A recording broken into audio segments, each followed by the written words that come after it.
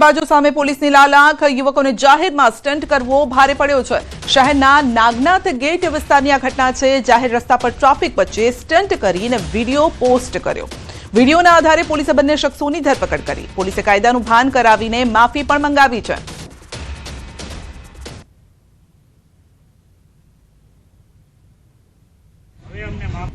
હવે અમે બાઇક ઉપર સ્ટન્ટ કરીશું નહીં અને ટ્રાફિક નિયમો નહીં તોડશું। હવે અમને માફ કરો। તો સ્ટંટબાજી કરવી નબીરાઓને ભારે પડી છે। પહેલા રોફ જમાવતા હતા અને ત્યારબાદ તેઓએ માફી પણ માંગવી પડી છે। તો આ રીતે જાહેર રસ્તા પર સ્ટન્ટ કરવા, નારેબાજી કરવી, લોકોના જીવ જોખમમાં મૂકવા, પોતાનો પણ જીવ જોખમમાં મૂકી રહ્યા છે। પરંતુ રોફ જમાવવા માટે આ પ્રકારના વિડીયો બનાવવા અને ત્યારબાદ પોસ્ટ કરવા આ યુવકોને હવે ભારે પડ્યા છે। અનેક વખત આ રીતે દ્રશ્ય સામે આવે છે, પોલીસ કાર્યવાહી કરે છે, માફી મંગાવે છે, પરંતુ તેમ છતાં પણ બીજા યુવકો પણ આ પ્રકારના વિડીયો બનાવતા જોવા મળે છે। સવાલ એ છે કે કાયદાનો કોઈ ડર નથી। વધુ અપડેટ મેળવીશું સંવાદદાતા કિંજલ પાસેથી। જે કિંજલ, સ્ટંટબાજી કરવી યુવાનોને ભારે પડી। બિલકુલ સંધ્યા, જે પ્રકારે વાત કરવામાં આવે, જામનગરમાં અવારનવાર જે સ્ટંટબાજો છે તે ક્યાંકથી ક્યાંક બાઇક ઉપર પોતે એ પ્રકારે વાહન ચલાવતા હોય છે કે તેના વિડીયો બનાવવા, જે સ્ટંટ કરવા અને અન્ય લોકોને જીવ છે તે જોખમમાં મૂકે તે પ્રકારની જોખમી સવારીઓ છે તે જોવા મળતી હોય છે। જે પ્રકારે મોડી સાંજનો સમય હતો અને જામનગરથી જે નાગનાથ ગેટ એટલે કે રાજકોટ રોડ તરફ જતો જે રસ્તો છે તે જે સર્કલ છે, સર્કલ પાસે જ જે બે યુવકો છે તે યુવકો પોતાની બાઇક લઈ અને જીવ જોખમીમાં મૂકી અને અન્યના લોકો જે છે રાહદારીઓ છે એમને પણ અડચણરૂપ થાય તે પ્રકારે નારેબાજી કરતા, જે બાઇક છે તે બાઇકમાં સ્ટન્ટ કરતા હતા અને આ સમગ્ર જે ઘટના છે તે ઘટનાનો વિડીયો બનાવી અને સોશિયલ મીડિયામાં વાયરલ કરવામાં આવ્યું હતું। જે પ્રકારે જે બાઇક ચાલકો છે એમની સાથે અન્ય યુવકો પણ એમને પ્રોત્સાહન આપતા હતા અને વિડીયો બનાવતા હતા। આ સમગ્ર ઘટના જ્યારે પોલીસને ધ્યાનમાં આવી ત્યારે આ બંને યુવકો અને તેમની સાથેના જે યુવકો છે તેમને ઝડપી અને આઈડેન્ટિફિકેશન કરી અને પોલીસ સ્ટેશને લવાયા હતા। ત્યારબાદ તેમની ભાન છે તે ઠેકાણે લાવવા માટે, જેની શાન છે તે ઠેકાણે લાવવા માટે પોલીસે છે તે કાયદાનો દંડો ઉગામ્યો હતો અને આ યુવકોએ માફી પણ માંગી છે। પરંતુ આ પ્રકારે અવારનવાર કેટલાક જે નબીરાઓ છે તે ભાન ભૂલી અને લોકોના જીવ જોખમમાં મૂકતા હોય છે અને જે સ્ટંટબાજી કરતા હોય છે તેના પર પોલીસે લાલાખ કરી છે। પરંતુ આ લાલાખને અંતે પણ આવા પ્રકારના કિસ્સાઓ છે તે સામે આવી રહ્યા છે તે લોકો માટે પણ હાનિકારક કહી શકાય અને રસ્તે જઈ રહેલા લોકો માટે પણ આ લોકો છે તે આફત પેદા ત્યારે આ પ્રકારે હવે કાર્યવાહી છે તે થઈ રહી છે। સંધ્યા જી, આપનો આભાર।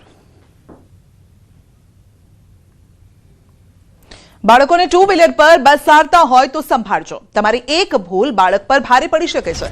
માતા પિતા માટે લાલ બત્તી સમાન આ ઘટના છે। પાર કરેલી ચાલુ સ્કૂટીને બાળકીએ રેસ આપી દીધી અને ચાલુ મૂકેલી સ્કૂટી 9 વર્ષની બાળકીએ દોડાવી પણ દીધી।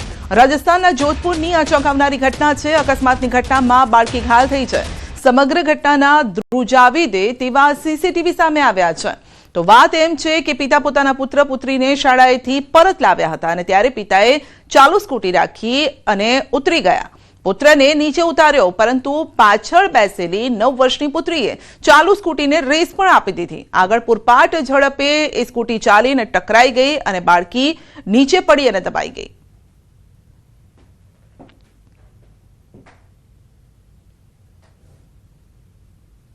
વડોદરામાં નશામાં ધૂત મહિલા કાર ચાલકનો કહેર। મહિલાએ શ્રમિકોના ઝૂંપડામાં કાર ઘુસાડી દીધી છે। સારાભાઈ કેમ્પસ પાસે નશામાં ધૂત મહિલા કાર ચાલકનો કહેર જોવા મળ્યો છે। સદનસીબે મોટો અકસ્માત ટળી ગયો છે। ડ્રિંક એન્ડ ડ્રાઈવ કરી અકસ્માત કરનાર મહિલાને ગોરવા પોલીસે ઝડપી પાડી છે।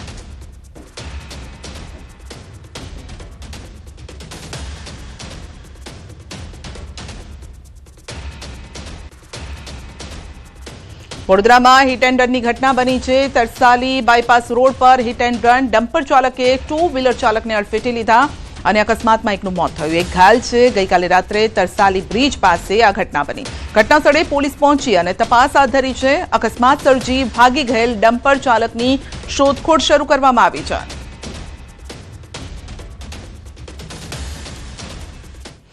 સુરતમાં ડિંડોલી વિસ્તારમાં હિટ એન્ડ રનની ઘટના છે। અજાણ્યા વાહન ચાલકે મહિલાને અડફેટે લીધી છે। ઘટના સ્થળે જ મહિલાનું મોત થયું છે।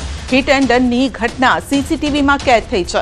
અકસ્માત બાદ મોપેડ ચાલક ફરાર થઈ ગયો. બંને બહેનો રોડ ક્રોસ કરી રહી હતી અને ત્યારે અજાણ્યો વાહન ચાલક અડફેટે લઈ લે છે, ફરાર થઈ ગયો હતો. ડિંડોલી પોલીસે બનાવને લઈને તપાસ શરૂ કરી છે. તો હિટ એન્ડ રનની ઘટના સીસીટીવીમાં કેદ થઈ છે. સુરતની આ ઘટના છે.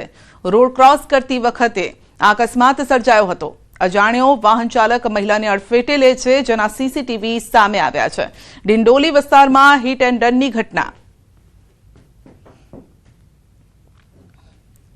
છોટાઉદેપુરમાં આવનાર જિલ્લા પંચાયત અને તાલુકા પંચાયતની ચૂંટણી હસ્તગત કરવા તમામ પક્ષો ઈડી ચોટીનું જોર લગાવી રહ્યા છે અને નસવાડીના ડુંગર વિસ્તારમાં હાઇડ્રો પ્રોજેક્ટ અને ક્વાંટ તાલુકાના સંભવિત જીએમડીસી રેડ અર્થ પ્રોજેક્ટના મુદ્દે રાજકારણ ગરમાયું છે. જ્યાં આદિવાસી બહુલ વિસ્તારોમાં સંભવિત વિસ્થાપનની ચિંતા વચ્ચે તમામ રાજકીય પક્ષો આ મુદ્દાને હથિયાર બનાવી રહ્યા છે.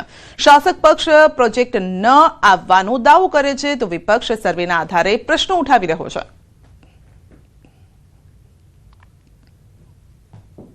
બે પ્રકારની વાતો કરીને લોકોને ગુમરાહ કરવાનો ખૂબ પ્રયત્ન કરે છે. કોઈ હાઇડ્રો પાવર આવવાનો છે, હાઇડ્રો પાવરનું કોઈ પણ સ્ટેશન બને એટલે અનેક લોકો વિસ્થાપિત થવાના છે. હું આજે અહીંયા ખાતરી આપું છું કે તમારો એક મહિનો પણ વિસ્થાપિત થવાનો નથી, નામે આ યોજના બનાવવાના પણ નથી. અહીંયા મંત્રી આવ્યા હતા 3 દિવસ પહેલા. એમણે કીધું એવો તો કોઈ પ્રોજેક્ટ આંબા ડુંગરનો નથી, એવો તો કોઈ પ્રોજેક્ટ હાઇડ્રો પાવરનો નથી. ત્યારે સાથીઓએ મંત્રીની જેમ હું હવામાં વાત કરવા નથી આવ્યો. એ મંત્રીને હું કહેવા માટે આવ્યો છું, આ એ જ કાગળ છે, એમની ભારતીય જનતા પાર્ટીનો ગેજેટ છે, જેમણે નોટિફિકેશનની તારીખ 25 સપ્ટેમ્બર 2020 ના રોજ આંબા ડુંગરની આજુબાજુના 28 ગામોને સંપાદિત કરવા માટેનો ગેજેટ બહાર પાડ્યો છે. તો કોંગ્રેસના પૂર્વ વિપક્ષ નેતા સુખરામ રાઠવાએ હાઇડ્રો પ્રોજેક્ટ કેન્દ્ર સરકારનો વિષય હોવાનું કહી ગુજરાત સરકાર દ્વારા પ્રોજેક્ટ બંધ કર્યાના દાવાને ખોટો ગણાવ્યો. તેમણે સર્વે અને સંભવિત વિસ્થાપનની વાત કરી છે. સરકાર પાસે પરિપત્ર રજૂ કરવાની માંગ કરી છે. પરિણામે આ બંને પ્રોજેક્ટો ચૂંટણી પૂર્વે મુખ્ય રાજકીય મુદ્દા બન્યા છે અને ત્યારે આ મુદ્દો કોને ફળે છે તે જોવું રહ્યું. હાઇડ્રો પ્રોજેક્ટ એ ભારત સરકારનો હાઇડ્રો પ્રોજેક્ટ છે, ગુજરાત સરકારનો નહીં. અને હાઇડ્રો પ્રોજેક્ટ માટે જે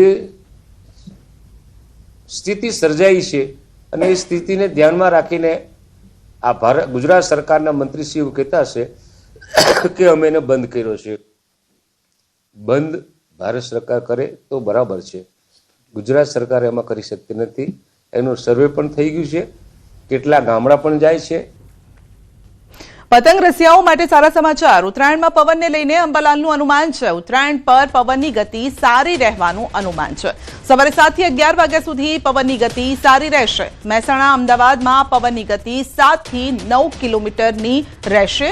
મહુવા, ગાંધીધામ, જામનગરમાં સારો પવન રહેશે. દરિયા કિનારે પવનની ગતિ 13 કિલોમીટર રહેવાનું અનુમાન છે. સુરતમાં આંચકાના પવનની ગતિ રહેશે 26 કિલોમીટરની આસપાસ રહેશે. તો પતંગ રસિયાઓ માટે પવનની ગતિ સાનુકૂળ રહેશે. 15મી જાન્યુઆરીએ સવારમાં પવનની ગતિ ઓછી રહેશે. દિવસ દરમિયાન પવનની ગતિ વધઘટ થતી રહેશે. પતંગ રસિયાઓ માટે પતંગ ચગાવવામાં કેવું પવન રહેશે તેની ગતિવિધિ જોવામાં આવતી હશે. તો ભિન્ન ભિન્ન ભાગોમાં આપણે પવનની ગતિવિધિ જોઈએ તો લગભગ પરોળીના ભાગમાં, અમદાવાદના ભાગોમાં લગભગ પરોળીએ 7 કિલોમીટર ક્યાંક 9 કિલોમીટરનો પવન રહેવાની શક્યતા છે. મહેસાણામાં પણ 9 કિલોમીટરથી 7 કિલોમીટર, પાલનપુરમાં 8 થી 7 કિલોમીટર, મહુવા, ભાવનગર, પોરબંદરમાં થોડો પવનની ગતિ થોડી વધારે રહેશે. ગાંધીધામમાં પવનની ગતિ વધારે રહેશે. જામનગરમાં પણ પવનની ગતિ લગભગ 9 કિલોમીટરની આસપાસમાં રહેવાની શક્યતા રહેશે. સવારે રાધનપુરમાં 9 કિલોમીટર આસપાસ, વિરંગામાં 10 કિલોમીટરની આસપાસ, દરિયા કિનારે 12 કિલોમીટરની આસપાસ, સુરતમાં 9 કિલોમીટરની આસપાસ રહેવાની શક્યતા રહેશે.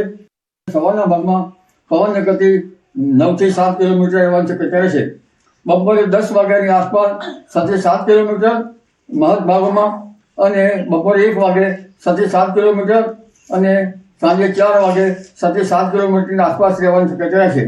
પરંતુ વિન્ડ ગર્ડ્સ કેટલાક ભાગોમાં એટલે કે પવનના લહેરા અને ગતિવિધિ ક્યારેક વધારે છે તો કોઈ ભાગમાં 15 કિલોમીટર અને કેટલાક ભાગમાં 15 થી 20 કિલોમીટરની આસપાસ રહેવાની શક્યતા રહે છે. સામાન્ય રીતે પતંગ રસીઓ માટે પતંગ ચગાવવા માટે સમય સાનુકૂળ રહેશે, પરંતુ વચ્ચે પવનના લહેરા આવે ત્યારે ધીર મૂકવી પડે. એટલે એકંદરે આ ગતિ સારી રહેશે. તારીખ 15મી તારીખે પણ પવનની ગતિ સવારે ઓછી અને દિવસ દરમિયાન પણ